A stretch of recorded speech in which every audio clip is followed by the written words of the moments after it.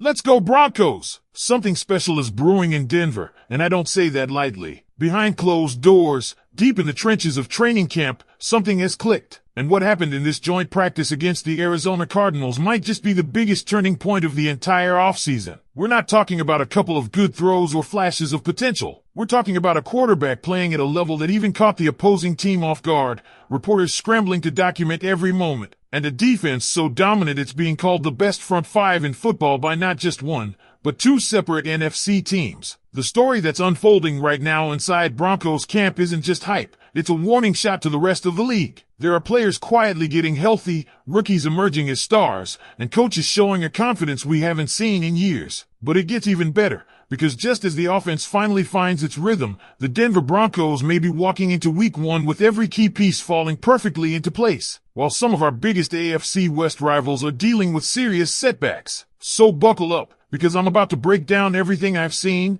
heard, and confirmed, and some of this, Broncos country, is going to blow your mind. But before we dive in, if you've been a Broncos fan through the ups and downs, through the droughts and disappointments, show your colors right now by smashing that like button and commenting below. Go Broncos! My heart bleeds orange and blue. Alright, let me tell you exactly why this could be the season that changes everything. Bo Nix lit it up like we've all been hoping he would, and this wasn't just a solid day. This was the best practice of his entire training camp, and it happened when it mattered most, against another NFL team in a competitive joint session. Every single Broncos beat reporter, from Cody Rourke to Mile High Huddle to Andrew Mason, was in agreement. Bo Nix looked sharp, decisive, and accurate. 9 different receivers caught passes from Nix, each gaining at least 6 yards. This was a clinic. This was confidence. This was a signal to the league that the Denver Broncos offense is waking up in a big way. Even Garrett Bowles' brief scare added drama to the day. When word came out that he'd been seen in an ambulance,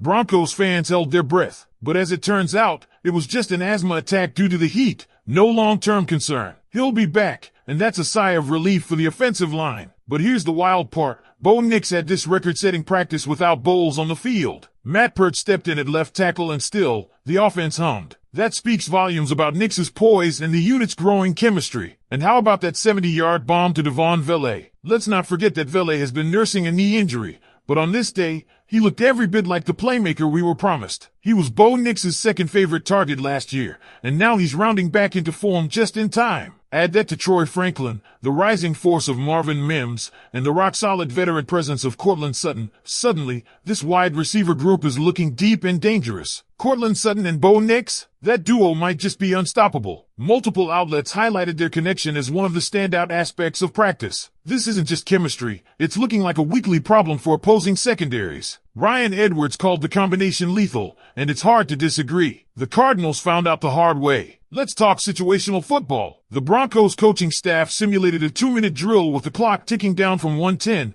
and Nix drove the offense from the 30-yard line to the 10 in a textbook setup for a game-tying field goal. That's exactly what you want from your quarterback in pressure moments. It's not just about making throws. It's about command, leadership, and delivering when it counts. That's what Bo Nix is doing. Even Arizona's own players couldn't hide their admiration. Cardinals linebacker M. Wilson was blown away by the difference in Nix from year 1 to year 2, saying he's out there making no-look throws and playing with swagger. Another defensive standout, Dre Greenlaw, simply called him a cannon. This isn't hype from our side. This is respect from the other sideline. And it doesn't stop there. Arizona Cardinals head coach Jonathan Gannon, a respected defensive mind in his own right, publicly gushed about Sean Payton. That's right, he deferred to Payton's vision during practice, acknowledging his Hall of Fame pedigree. Payton's press conference went a whopping 33 minutes, and if you know anything about Sean, that's a sign of a coach who's loving what he's seeing. Then came the bombshell quote from Arizona content creator Johnny Venerable, their version of DNVR, the Broncos line of scrimmage is the best in football. Not just on offense, not just on defense, across the board. That's the kind of praise that doesn't come easy.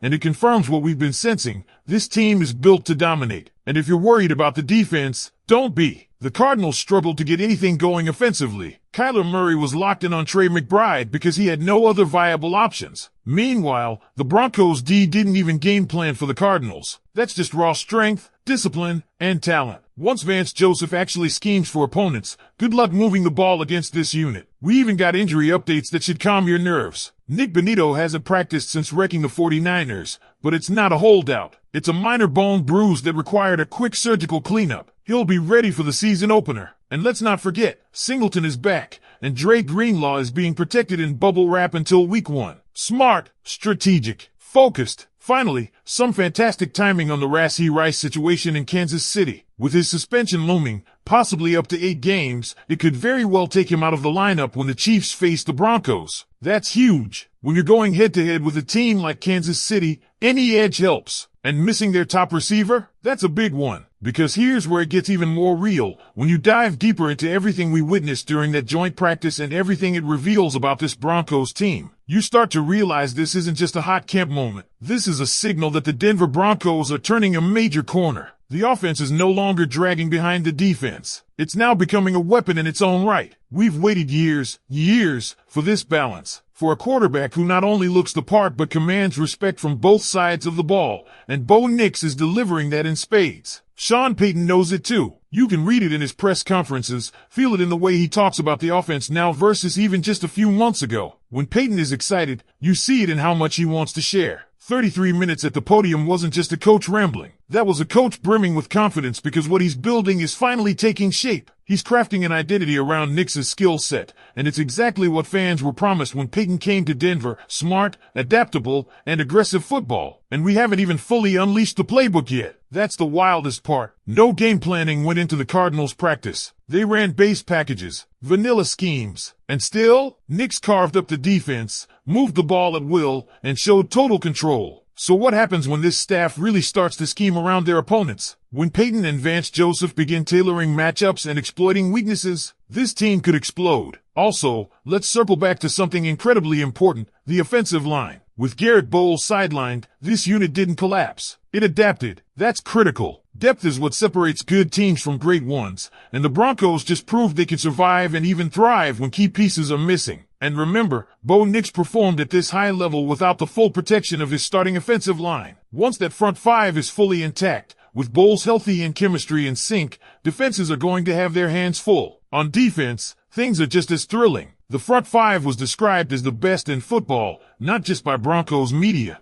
but by multiple sources from opposing teams, including the 49ers. This isn't lip service. This is how the league is starting to view Denver. When that kind of praise starts showing up from outsiders, you know you're not imagining things. Nick Benito, Dre Greenlaw, and Singleton being fully ready by week 1 means Denver is going to hit the ground running. And with how sharp the offense is looking, combined with a rested and healthy defense, the Broncos are setting themselves up to punch the Titans right in the mouth to open the season. And as we look ahead to the Chiefs, you can feel the confidence building. Sure, it's always a tall task going against Patrick Mahomes, but now there's a real belief that Denver can take them down, not just compete, but actually win. Rashee Rice potentially missing time only tilts the scales further in our favor. It disrupts their chemistry, throws off their rhythm, and gives our secondary one less major threat to account for. And let's not forget, we already proved last season that we can hang with them. This year, with Bo Nix taking a leap and the defense sharpening even further, we're not just looking to hang. We're looking to finish. This is a team that's tired of being overlooked, tired of being the underdog in their own division. The locker room feels it, the coaching staff feels it, and now, finally, the fan base feels it too. The Broncos aren't just back, they're different. There's a focus here, a swagger that hasn't existed in years. And so the question I'm asking you now is simple. If this is the version of Bo Nix we're getting all season long, and this is the version of the Broncos we'll see each Sunday, what do you think the ceiling is for this team? Is it playoffs? Is it division champs? Or is it more? Let me know in the comments, and don't forget, if you're loving this content and want more,